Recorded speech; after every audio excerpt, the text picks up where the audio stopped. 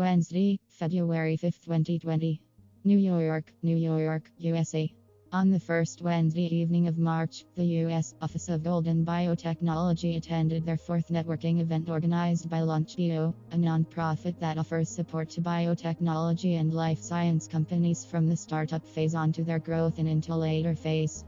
This month's event theme was called Larger Than Life Science, a Future is Here, and the discussions covered artificial intelligence and data in the biotech and digital healthcare space. The current method for diagnosing patients for many disease states may be outdated, and this can hinder modern research progress. Treatments made for one disease state may be transdiagnostic and used in other disease states due to sharing symptoms.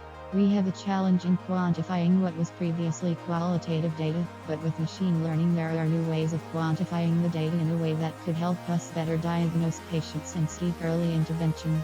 Computer science has contributed to an increase in studies for disorders.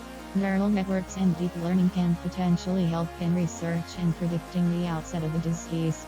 Digital phenotypes may also help us predict fatigue, pain, sleepiness, etc. Culture, language, and skin tone may be difficult to measure in global clinical trials, but some, though not all, emotions tend to be universal. Pharmaceutical companies do not benefit from having different definitions of disease states, so they are working together to collectively produce studies with the FDA. The FDA needs thought leaders and advisors on the regulation of eye and medical data. In addition, data, privacy, HIPAA, medical registry datasets, and practice insights need to be carefully handled. It is also beneficial to have control over your own dataset versus working with a third party whenever possible.